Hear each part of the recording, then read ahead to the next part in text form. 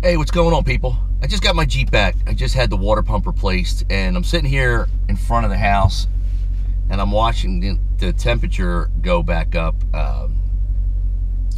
One thing I noticed driving from the dealership here is that the vehicle is running a little hotter than what it was running prior to the original water pump failing.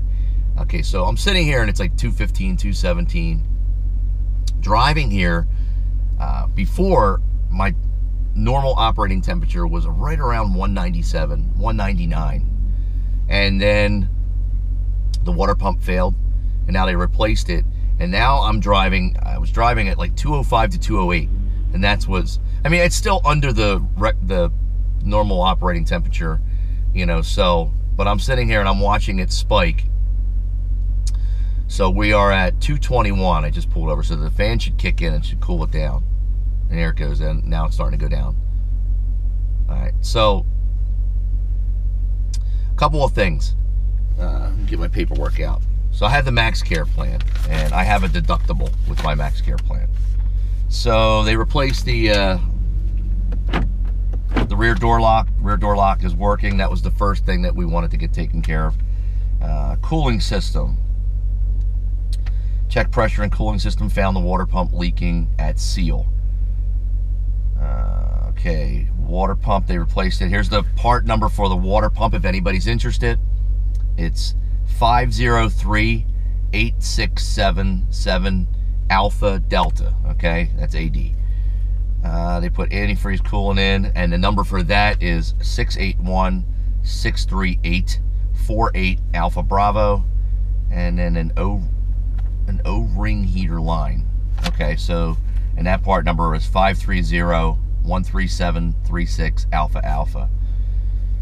So they replaced the water pump and everything with it. Okay, so the temperature's going back down around 210, 212, so it's running a little hotter than what it was before. These engines are made to run this hot. It's just what it is. That's why they put a 205 thermostat in them. However, in a couple of months when this goes to HHP for the Pro Charger, they're going to make it run cooler. We get the race intercooler, excuse me, we have the race intercooler going in. They're going to put a 180 thermostat in there, keep it a little cooler than the 200s here. But that's it. For my deductible, I have a $100 deductible. So no matter what I get done, even though it's covered, I have to pay $100 on my, on my Max Care plan. So with tax here, it came out to, sales tax, $8. So it came out to $108. $108 to get both my door lock fixed and water pump replaced. Not a bad deal, in my opinion. Could have cost a lot more. So that's it. If anyone has any questions, let me know. But before I go, I'm going to show you a side-by-side. The video of the faulty water pump and the pulley rattling around, and I'm going to show you the new one right now, okay? So let's go check out the new one. And still smells like coolant, but as you can see, brand new water pump right here. And as the side-by-side video will show you, that pulley where it was leaking was rattling back and forth. It looks like the bearings were bad.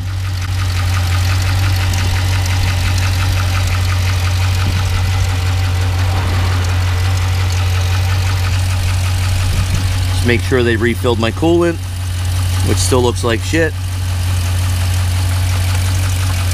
But at least it's operating normally now. There you go, people. All done. Right there. You got coolant spray coming right out of it.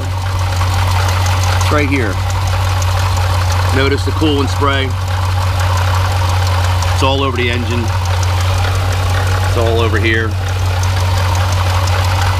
And you can see how the pulley's going back and forth like that.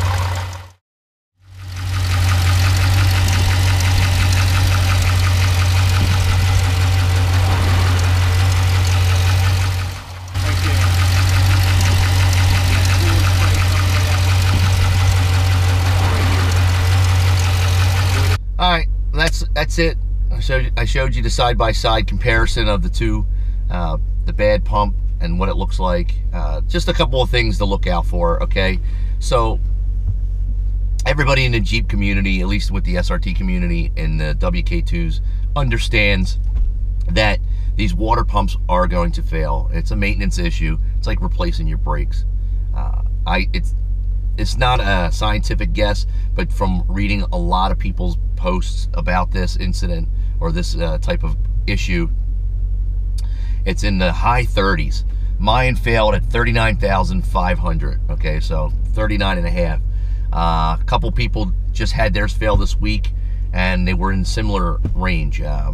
This is a 2015 guy I know. He had a 2014. His just failed like 2 days before mine. A couple of things that tipped me off that something was going on. One, the really strong smell of coolant. That was the first thing. I started to smell the coolant, and I started to notice temperature spikes on the EVIC inside the vehicle. So I knew something was up. So I went and I looked, and everything was running fine. I didn't hear anything different. And I checked my reservoir. The reservoir was pretty low. It was below minimum, so something was going on. The last thing that went was the also high mileage. That's another thing. So if you got a strong odor of coolant, high mileage, you're in the 30s, maybe 40s. It's not 100% scientific, like I said, but strong smell, high mileage, and you're having temperature spikes, you may want to go get it checked or think about replacing it. I think I saw the cheapest online was for $168 for that part. I'll have all the part numbers listed below in the description for you. Also, when it actually finally did go yesterday morning, the ball bearing in the pulley was rattling. You'll hear it. You'll actually hear the difference. You'll hear the little squeal. It'll sound like marbles or little ball bearings rattling around. And when I opened it up, you could see it squirting out. So that's it. That's all I got for you.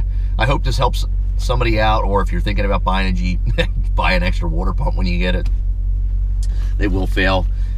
Very happy with the dealership and how fast they got it done. So that's all I got. You guys, check back. We have our giveaway coming up in about 2 weeks, and I'm going to be putting the Eibach lowering springs on the Jeep next Friday, a week from today. And then hopefully in about a month, my rims will come in from Solace Racing Group. They're real popular, so they're kind of back ordered, but they're already paid for. They're ordered. As soon as he gets them, he'll ship them out to me, and he's really quick with shipping. So if you're looking for somebody reliable, check out Joe over at Solace Racing Group. If you have any questions, just ask me, and I'll comment on your message. So that's it. I want to keep talking. I want to get in the house. So have a safe week, people, and I'm out.